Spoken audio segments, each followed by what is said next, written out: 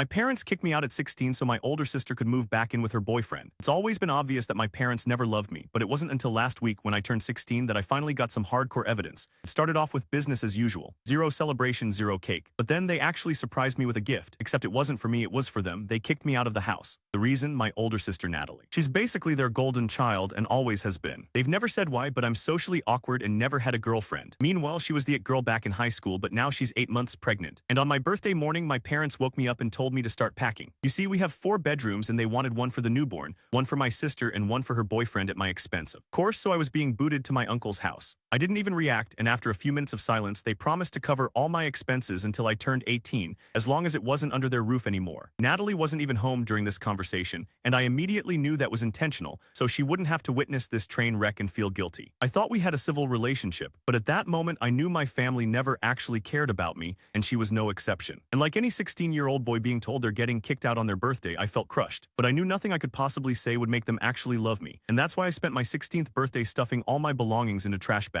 They helped me pack, but honestly I think they were just speeding up my exit. Once finished, they even drove me to my uncle's place and chatted happily the entire trip. At one point, my mom turned to my dad with a huge smile plastered on her face. Hey, now that Op's gone, we can finally order some Indian food. When we arrived, I expected some sort of goodbye hug or even a good luck. But instead, they pulled into the sidewalk and drove off before I even made it to the front door. And when my uncle opened the door, I felt even worse because he wrapped his arms around me and warmly welcomed me in. I broke down crying because the whole thing made me realize how terrible my parents actually are. I ended up opening up to him, and he seemed completely shocked by what I said and asked me to repeat everything. So I recounted the morning's events, and his friendly smile instantly transformed into an angry scowl. Without saying anything, he grabbed his phone, mentioned needing to make a call, and disappeared into another room. Suddenly, my uncle's voice erupted through the walls. This was completely out of character since he rarely raises his voice at anyone. He's generally super chill and soft-spoken. I immediately knew someone had seriously pissed him off for him to react this intensely. When he returned, his face was bright red with anger, and I discovered my parents were the source of his fury. Turns out my dad, his brother, had told him that I'd actually proposed this living arrangement myself, and I was totally cool with moving out of my childhood home to live with him instead. This explained why my uncle had agreed to take me in since he thought it was my idea. After that call, he grabbed me a pint of Ben and Jerry's ice cream. He told me he was sorry for not doing something sooner. He said my parents are the adults in the situation, and my safety and happiness should have always been their priority. I felt myself choke up and sniffle to hold back tears when he said that. They were the words I've been longing to hear ever since I was 6, and my parents told me I was worthless for the first time. But his reassurance wasn't enough for me. My parents had literally chosen to give their guest room to Natalie's boyfriend, who's like 24 with a steady job and an apartment lease. So I decided to expose my parents online and let the internet deal with them. I wasn't sure if my uncle would approve, so I waited until he went for his afternoon nap and posted what had happened without hesitation. I included everything: the favoritism, the insults, and of course, the borderline abandonment. By the time I hit post, tears were streaming down my face. I immediately turned my phone off because I was terrified of the consequences. And when I turned on my phone an hour later, I finally learned why people always say, be careful what you post online because it went viral. But to all the wrong people, the post had been seen by tons of relatives, and my inbox was flooded with messages from my parents, and even my sister. Meanwhile, numerous family members had commented expressing their support. Several had texted offering help if I needed anything at all. That felt uplifting until I read my parents' messages, all filled with rage and hostility. Obviously, they were furious about what I'd shared and demanded I delete the post immediately. My dad said horrible things, even writing that he wished I'd never been born. Painful, but not surprising. My mom's messages were similarly nasty, while my sister's stood out as different. She didn't say much except requesting to speak with me in person if possible. I felt completely overwhelmed by all the responses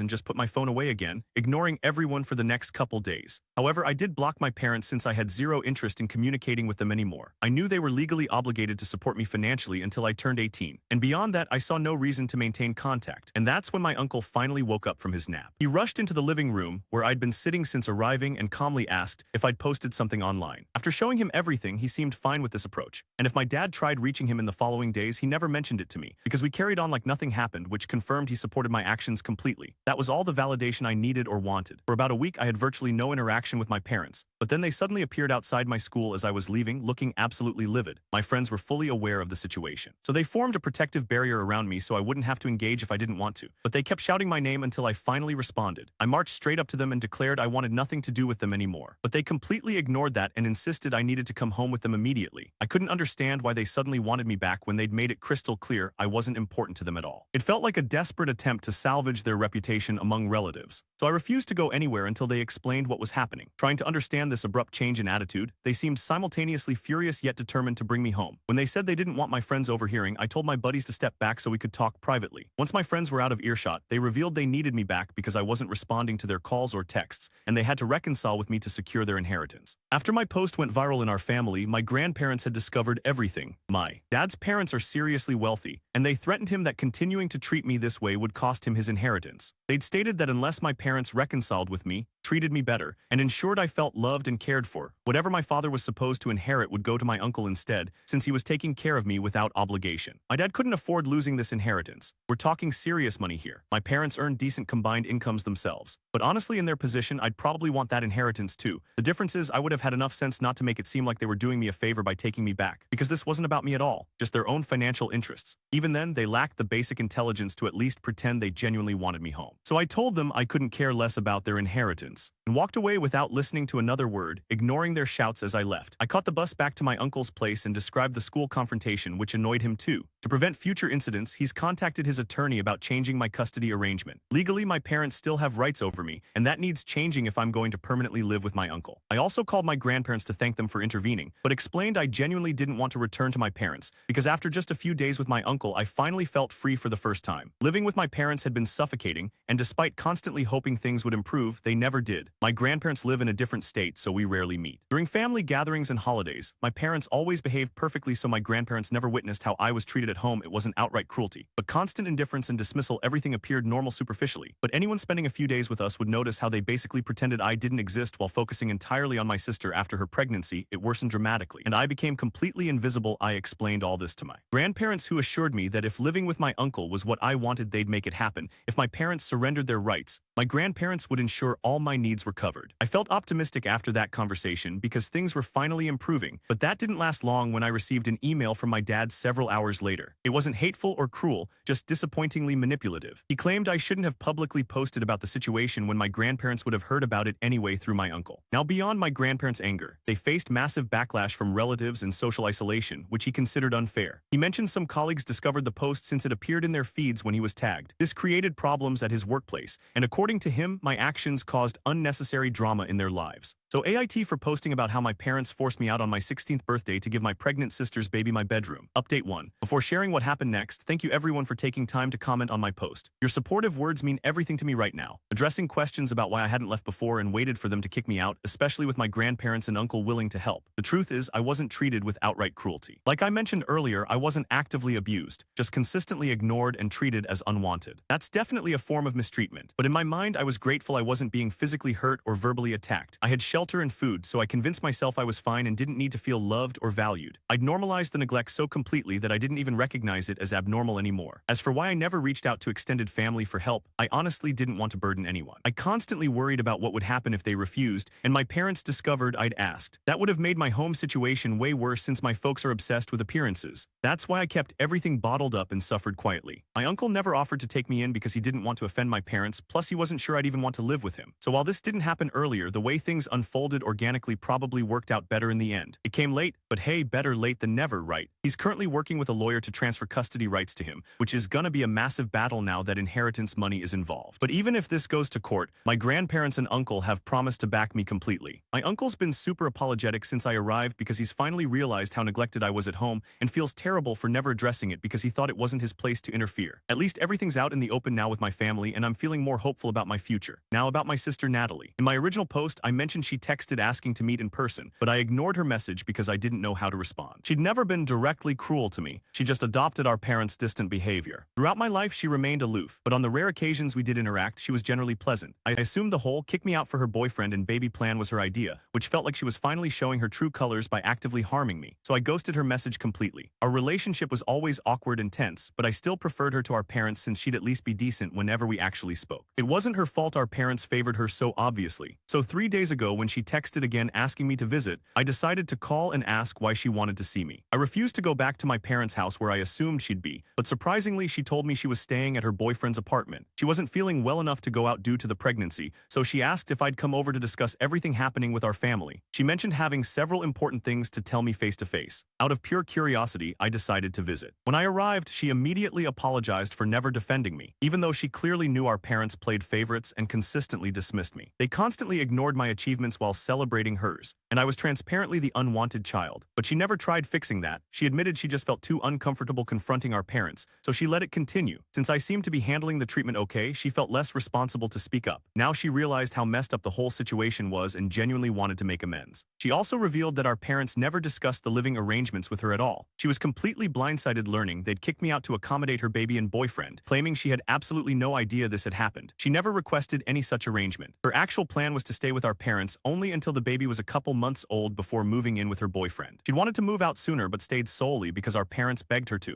However, after reading my post, she realized she couldn't continue enabling their behavior and moved out within a week. This sparked a massive fight with our parents who insisted she was making a terrible decision. They're currently not even speaking because they accused her of being ungrateful and selfish. None of which is true since she never promised them anything. They just made assumptions. So all that drama was ultimately pointless since my parents ended up losing both their kids. At least she apologized for being a crappy sister in person generally, which I forgave because holding onto bitterness wasn't going to help me heal. We cleared the air completely, and she promised the same thing my uncle did, that from now on she'd always have my back no matter what. It's been just under a week since my original post, and I've heard nothing from my parents since that email, so I'm guessing they've finally given up trying to get me back. I'm pretty sure my grandparents intervened since they called midweek to assure me my parents wouldn't bother me at school or send more emails. I hadn't even mentioned Dad's email to them, so clearly there must have been some conversation between my parents and grandparents behind the scenes. I don't know exactly what was discussed, but it seems my parents have finally accepted defeat. Update 2. Only 3 days since my last update, and today my uncle announced my parents have agreed to surrender their parental rights. The paperwork should be completed soon, and he'll officially take over legal custody. I'm experiencing seriously mixed emotions right now. On one hand, I'm thrilled to finally have a home where I don't constantly feel unwanted and irrelevant, but I'm also feeling strangely empty and melancholic about certain aspects. It feels surreal that this is actually happening, but ultimately this is the right path forward. This is exactly what I needed. Update 3. Hey everyone. A couple weeks have passed since my uncle officially became my legal guardian. Major win? I also discovered my parents only relinquished custody because after I told my grandparents I refused to return home, they presented my parents with an ultimatum. Lose their entire inheritance or keep 50% of what they were originally going to receive, but give up custody and promise never to contact me again without my permission. Guess which option my parents chose? LMAO. Not surprised whatsoever, and honestly, I couldn't care less because it just confirms I dodged a major bullet. Good riddance. I'm still regularly talking with my sister though. My parents are desperately trying to reconcile with her before her due date, but she's demanding personal space right now and has told them to stop hounding her daily. At this point, I can't help but laugh at the absolute dumpster fire they've created for our family, but whatever. I'm happy living with my uncle, and that's all that matters to me now.